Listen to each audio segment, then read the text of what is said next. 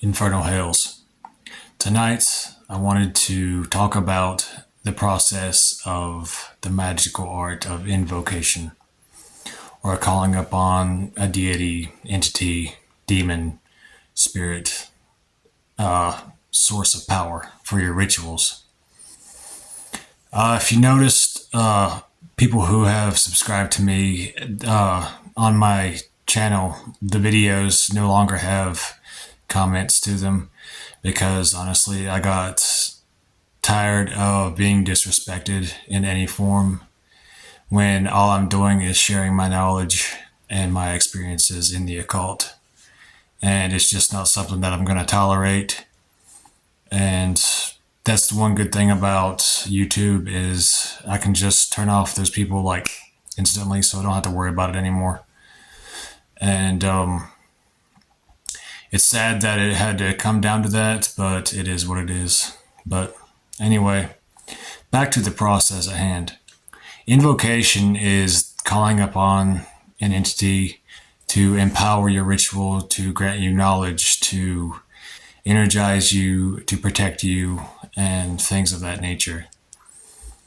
You'll hear a lot of occultists talk about, and you'll read a lot about invocations to this deity or that deity, before you do a ritual or during a ritual to empower it. And the art doesn't seem to get much attention online, at least, but there's it's sort of like a process that goes along with it to where you can get the most out of your invocations.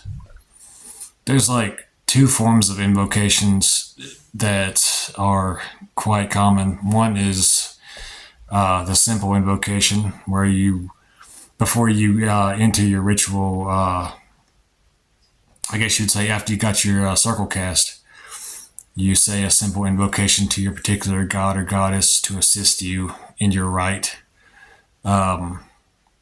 And you just kind of sense their presence while you're doing your ritual. And it's pretty good for quick rituals and things that don't require a lot of energy. But the second form of invocation is something called true invocation or God form assumption. It's practiced by groups such as, the Golden Dawn and a few others. But it's the more complex form, and it takes a bit more practice to master. But if you want to practice invocation, what I suggest you do is you pick a entity that you resonate with, that you want to work with, and you find an invocation for them.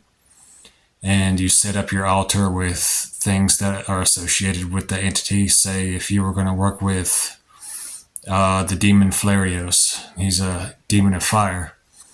You would put things associated with fire on your altar and add his sigil and incense associated with fire, like, frankincense or cinnamon or ginger, stuff like that, and have a red candle going, and things that increase energy.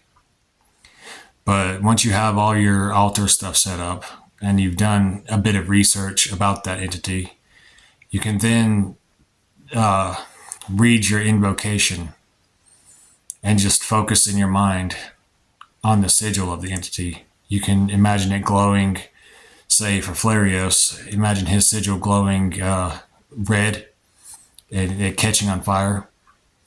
And then you see that sigil morph into his form. And then that red energy just kind of descending down over your body.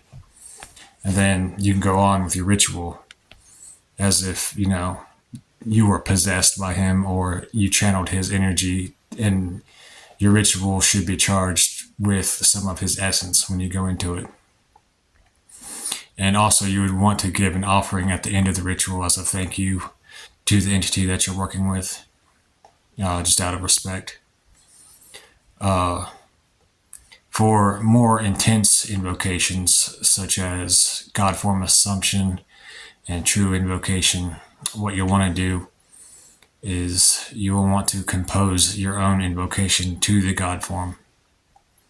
Say if you were going to invoke Belial, for example, You would list his attributes, his names, like Belial, Beliar, Matambucus, and things like that. List the aspect of him that you want to invoke, and say, I call thee forth down through the night sky, rise up within my body, and empower me during this ritual.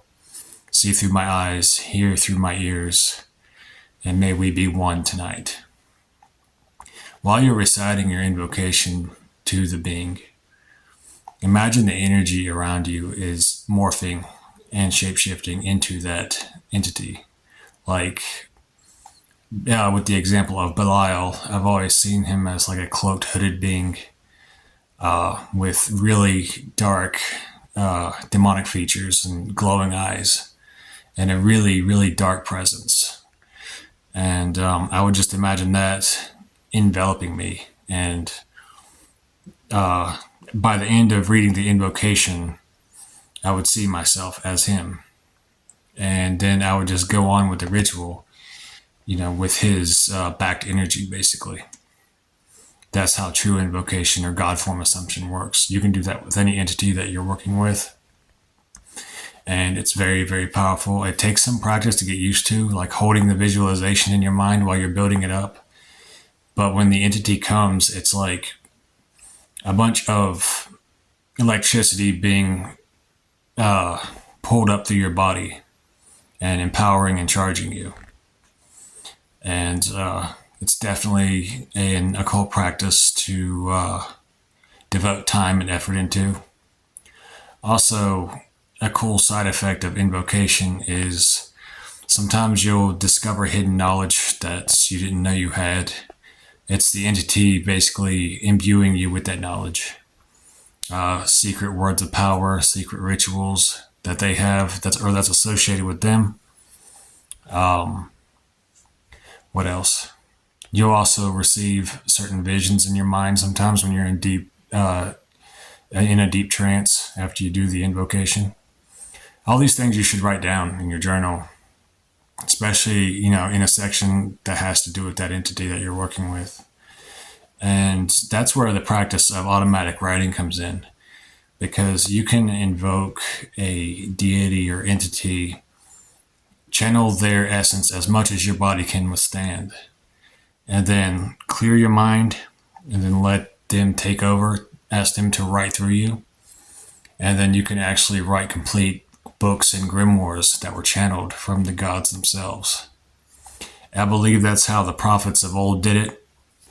And I think that it's almost a lost art, because a lot of times you'll see in sessions of mediums where they say that they're channeling or they're doing automatic writing.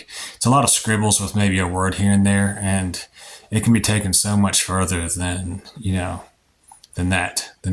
few incoherent words. It can be translated into straight up books. You can also combine the invocation with the method I talked about in the scrying section about reaching the Akashic Records. You can go to the Akashic Records after invoking said God form, and with their backed energy, you can enter access to hidden pockets of knowledge that you wouldn't otherwise be able to access, because certain bits of knowledge, I believe, resonate with certain entities, and you have to be one with those entities before you can access that knowledge. But that's, I guess you would say, the intro course to invocation, both simple and true or God form assumption. But if you like this video, like, subscribe, and share with the relevant people. I hope all of you are well. Infernal Hails. Ave Lilith.